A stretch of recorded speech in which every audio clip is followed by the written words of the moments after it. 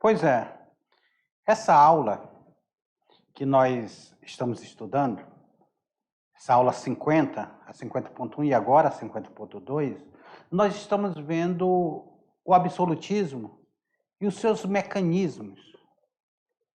Vimos o mercantilismo, que vai ser o sistema econômico do absolutismo. Eles vão utilizar do sistema mercantilista. Vimos também nessa aula sobre a arte barroca, que vai ser a arte utilizada pela igreja dentro da Contra-Reforma e adaptada também pelo absolutismo, com apoio do absolutismo. Vimos ainda os teóricos desse sistema absolutismo. Aula 50.2 na tela para vocês. Vamos fazer a revisão dela. Então, nós temos aí o mercantilismo. Como vai ser esse mercantilismo? Como vai se caracterizar esse mercantilismo? Sistema econômico do absolutismo. Nós nunca podemos esquecer que o mercantilismo ele vai surgir dentro desse sistema econômico do absolutismo e ele vai ter uma classe social aqui chamada burguesia, que vai se juntar ao absolutismo. A ideia de acúmulo de riqueza para o desenvolvimento de um país. Foi marcado pela interferência econômica do Estado. Lá na frente nós vamos ver que o liberalismo ele não vai querer o Estado interferindo. Só que no mercantilismo nós temos o Estado absolutista interferindo na economia. Esse sistema taxava os produtos estrangeiros, nas alfândegas acumulava metais preciosos, realizava os pactos coloniais e estimulava a industrialização dos países. Então, isso daqui nós estamos vendo dentro do mercantilismo. Aí nós vemos que o mercantilismo e o absolutismo e a igreja...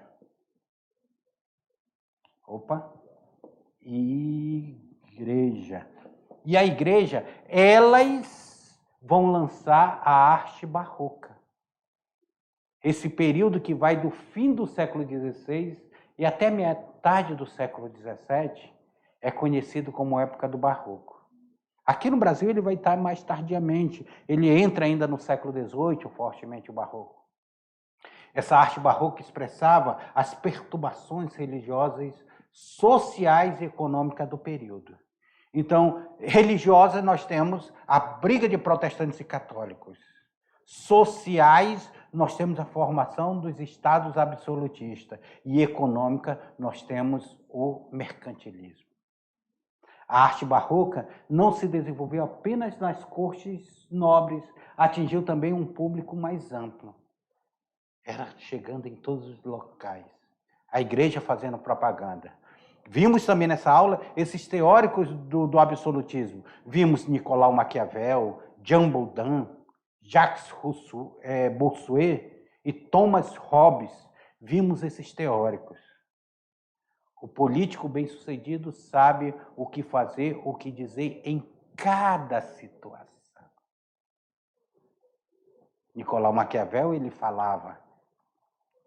Eles defendiam também um absolutismo por meio do argumento que o poder dos monarcas era um poder de Deus. Até os fins justificariam os meios. Então nós temos aí os fins justificando em meios de Nicolau Maquiavel e os poderes emanados de Deus defendido por Jean Baudin, por Jacques Bossuet.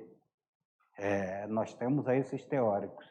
Jean Baudin dizia que toda a soberania e autoridade sobre a terra pertencia ao Estado, e o soberano era representante legítimo de Deus para governar os homens. Jacques Bossuet, ele dizia que o trono real não era um trono do homem, mas o trono do próprio Deus. Então, tanto Jean Baudin como Jacques Bossuet, eles defendiam esse poder divino. Aí Thomas Hobbes ele disse que não, para poder construir uma sociedade é necessário que cada indivíduo renuncie a uma parte de seus desejos e chegue a um acordo mútuo.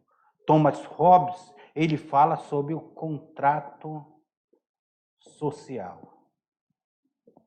E que o rei ele estaria presente para defender esse contrato social. E essa foi a nossa revisão. Faça atividade que a gente já volta. Faça aí que a gente já volta. Homem, presta atenção para mim. Ah, e aí? Tava difícil? Não tava difícil? Tava tranquilo? Não tava tranquilo? Hã? Atividade aí, mamão com açúcar para vocês. Mamão com açúcar por quê? Porque durante essas aulas nós estamos vendo um sistema da Idade Moderna, muito forte, que vai ser o mercantilismo. Esses assuntos nós iremos continuar lá no segundo ano, quando vocês estiverem conosco novamente no segundo ano. Nós vamos dar continuidade, vocês vão ver o desfecho, vocês vão ver como nós vamos chegar à Revolução Francesa, em que pé a sociedade vai estar até chegar à Revolução Francesa. Esse iluminismo que vai estar aparecendo,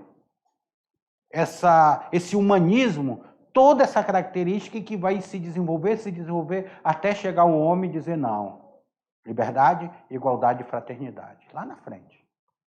Mas essa aula que nós estamos vendo um sistema absolutista. Nós vimos que nós saímos da Idade Média de um poder fragmentado nos feudos, os feudos totalmente fragmentados, e nós estamos entrando numa idade moderna, onde foi necessário que os senhores feudais procurassem proteção através de um rei. E esse rei, então, cada vez mais aumentando o seu poder. Esse rei, ele forma, então, os estados absolutistas. Ele define fronteiras daquele reinado. Ele define uma língua para aquele reinado. Olha, nossa língua oficial vai ser o francês. Aí o outro vai dizer, não, nossa língua oficial será o inglês. Aí Portugal disse, não, nossa língua oficial será o português. E minhas colônias também irão falar português. E os povos tupis que vão ser encontrados lá também serão obrigados a falar português. Então percebam como dá o processo de colonização dentro desses estados nacionais. Outros vão dizer, não, eu vou falar aqui o espanhol, estou na Espanha, eu falo espanhol, e eu vou lá para as minhas colônias americanas e o povo de lá irá falar o espanhol. Olha aí, um monte de vizinhos nossos falando espanhol. Inclusive, nós temos alunos da Bolívia que falam espanhol. Então, percebam vocês que nós estamos aí num sistema centralizado de poder. E esse sistema centralizado de poder, ele não se encaixa mais a um sistema econômico, social e político da Idade Média, que era o feudalismo. Ele não se encaixa mais dentro do feudalismo. Nós já temos o aparecimento da cidade, o renascimento comercial, o renascimento urbano. Então, nós precisamos agora de um sistema de governo que seja mais consolidado. Surge o mercantilismo. Surge, então, o mercantilismo. Mercantilismo, essa compra, venda de mercadoria, esse sistema colonial, esse metalismo, essa balança comercial favorável, o investimento na manufatura local para que apareçam pequenas indústrias manufatureiras, para que se fortaleça aquela localidade. Então, o mercantilismo ele tem várias características. Ele vai ser o início do capitalismo, o mercantilismo. Então, nós temos agora uma nova concepção econômica. Agora nós precisamos controlar um pouco a mentalidade. A igreja que tinha perdido muito espaço para a burguesia, porque grande parte dos burgueses que eram considerados pecadores por estar tendo lucro, partiram para o lado do protestantismo, de Martinho Lutero, João Calvino e tantos outros que vão formar o protestantismo posteriormente. Eles vão se tornar reis vão se juntar aos protestantismos e reis vão se tornar protestantes ao longo da história. E eles vão dizer, olha, nós partimos. A igreja ela viu essa perda econômica, essa perda social, essa perda política. Aí ela vai dizer, eu vou utilizar a arte como argumento. A arte como reaproximação desse cristão para a igreja. Aí ela vai dizer, eu vou utilizar uma arte impactante, impressionante. Uma arte que ela traz o ser humano para pensar, olha, aqui é o bem e aqui é o mal. Você quer ficar do lado de quem? Aqui é a política da família. Você quer ficar na política dos pecadores? Então, ele se trata sobre esse momento e eles lançam a arte barroca. A arte barroca que tem essa dualidade, esse bem contra o mal, esse claro e escuro, essa opulência da arte barroca que nós vimos na nossa aula.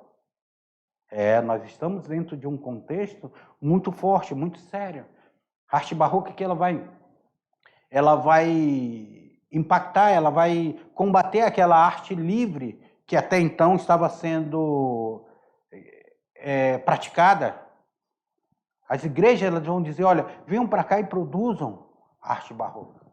Inclusive Michelangelo, que é renascentista, que a arte barroca ela vai vir depois do Renascimento, ele é renascentista, ele também é considerado um pouco que barroco, pela produção que ele faz as produções religiosas. E assim nós estamos passando um momento social. Na tela para vocês, para a nossa primeira questão. A primeira questão, ela fala o seguinte: o mercantilismo, política econômica praticada pelos monarcas europeus da época moderna, teve como característica a liberdade do comércio colonial, o estímulo a importações de manufaturados ou a manutenção da balança comercial favorável? Estímulo à agricultura ou combate à escravidão? O mercantilismo. Ele está relacionado aqui. Qual é a característica dele? Essa questão número 1, ela não tem nem como você errar. Lembra daquela figura que eu mostrava a balança para vocês? Aqui.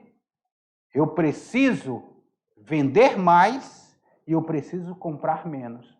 Precisa ficar com essa balança comercial favorável. Então, o mercantilismo ele tinha isso daí. Por isso que a resposta dessa aí é a letra C. Manutenção da balança comercial favorável. Sem chora minha nega, sem discussão. Essa daí fácil. Vamos lá para a segunda? O metalismo. Olha, outra característica aí. O metalismo. A doutrina da balança comercial favorável. O industrialismo, através da manufatura. O protecionismo e o colonialismo. Protecionismo, vou proteger meus produtos internos. Eu vou investir nas minhas colônias para que elas produzam matéria-prima para essa minha industrialização. Constitui uma característica básica de que neoliberalismo, intervencionismo, socialismo, liberalismo ou mercantilismo. Essa foi até para brincar com vocês, porque daí foi mamão com açúcar. Porque daí inverteu até o que se falou na primeira, o que se fala na segunda. O mercantilismo, então, ele vem como um fortalecimento político, econômico, social. Ele buscava esse metalismo, ele buscava essa doutrina da balança comercial favorável.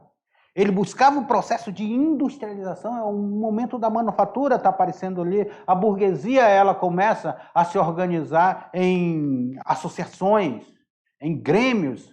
A burguesia ela começa a produzir internamente.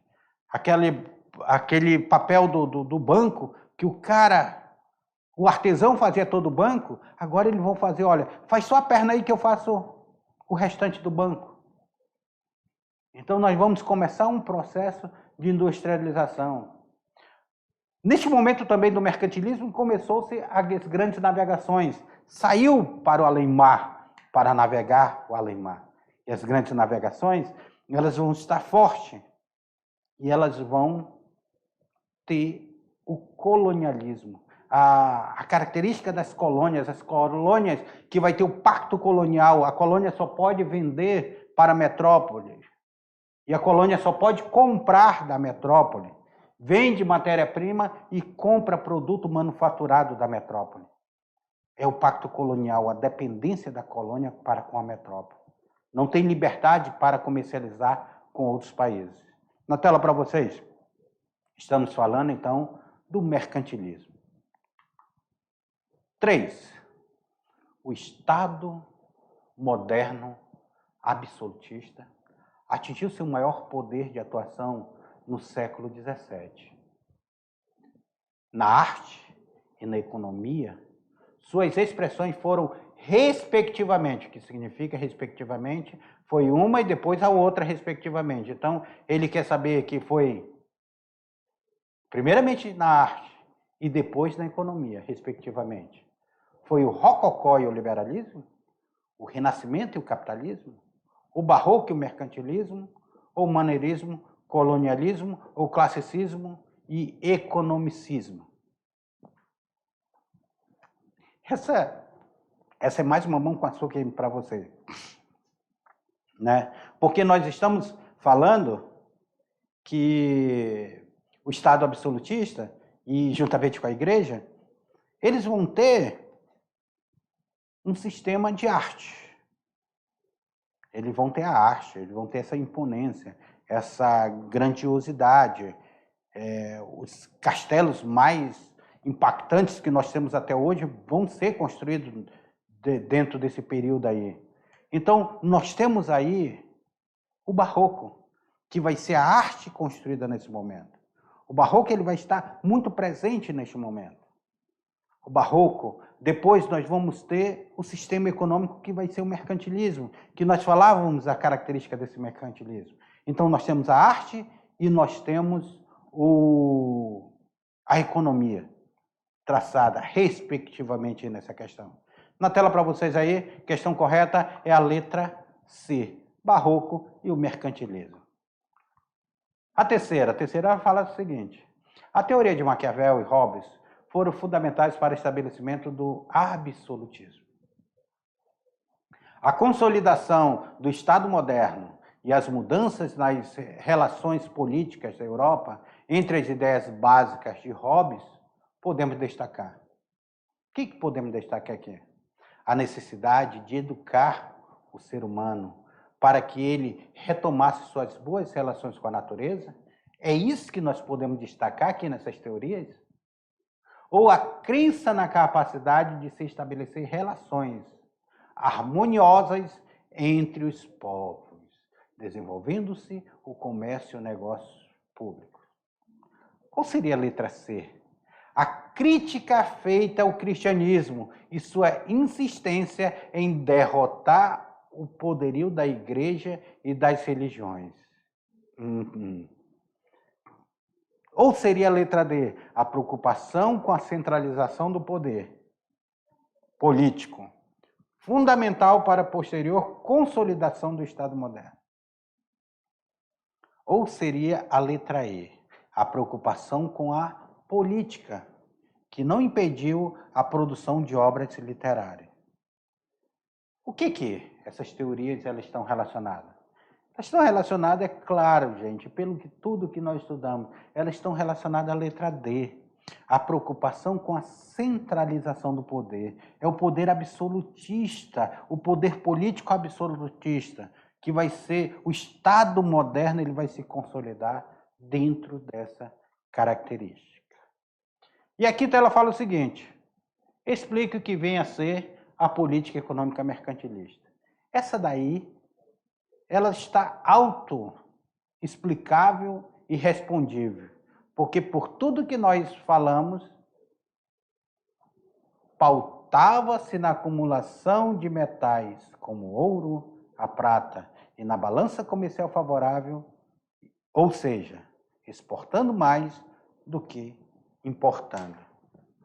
Então, meus queridos alunos, essa foi a nossa aula de hoje, que nós falamos sobre mercantilismo, sobre absolutismo, falamos sobre a arte barroca, a arte mercantilista, a arte barroca, a arte da igreja, da contra-reforma religiosa, a arte barroca. E falamos do teórico desse absolutismo. Ficamos por aqui, mas eu espero vocês na nossa próxima aula. Até mais.